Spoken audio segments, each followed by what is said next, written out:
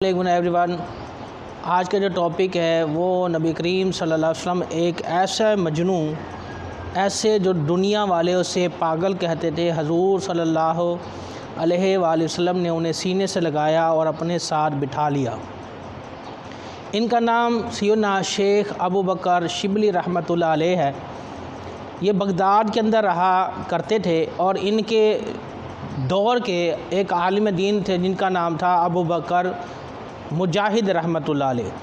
یہ بہت بڑے جید عالم اور بڑے بعمل و کمال، علم کے ساتھ بھی، عمل کے ساتھ بھی، روحانیت کے ساتھ بھی بڑا ان کا تصوف کے ساتھ بڑا لگاؤ تھا اور بڑے ان کو فہم ملا ہوا تھا۔ تو حضرت ابو بکر شبلی رحمۃ اللہ علیہ کو پاگل کہا کرتے تھے اور یہ بھی ان میں شامل تھے۔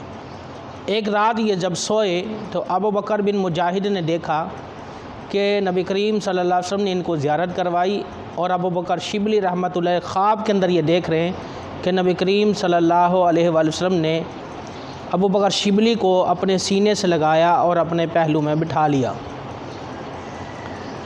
جب محفل لگی ہوئی تھی اور ابو بکر شبلی رحمۃ اللہ علیہ ان کے پاس آئے، حضرت مجاہد بن ابو بکر کے پاس، تو ان کے ساتھ انہوں نے وہ کھڑے ہو کر ان کا استقبال کیا اور ان کی رسپیکٹ کی۔ تو لوگوں نے کہا کہ یا سیدی، آپ تو انہیں پاگل کہتے تھے اور ان کے مجنوں کہا کرتے تھے، آج اتنی عزت، توقیر اور تکریم کیوں؟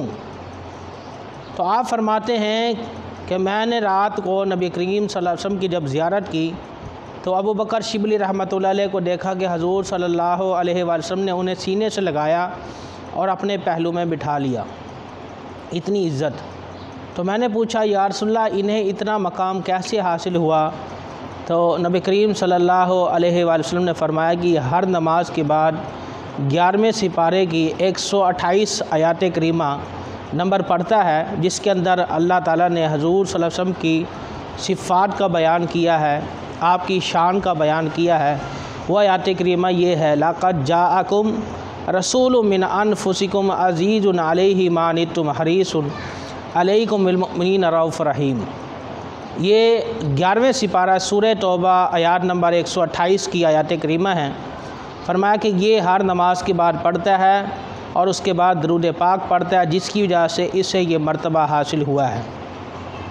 اگر آپ بھی چاہتے ہیں کہ حضور صلی اللہ علیہ وآلہ وسلم آپ کو سینے سے لگائیں، آپ کے ساتھ محبت فرمائیں، تو آپ بھی ہر نماز کے بعد یہ آیات کریمہ سورہ توبہ کی 11ویں سپارے کے اندر 128 نمبر آیات کریمہ پڑھ کر اور درود پاک پڑھ لیا کرے۔ انشاءاللہ عز و جل آپ کو بھی مقام اور مرتبہ مل سکتا ہے۔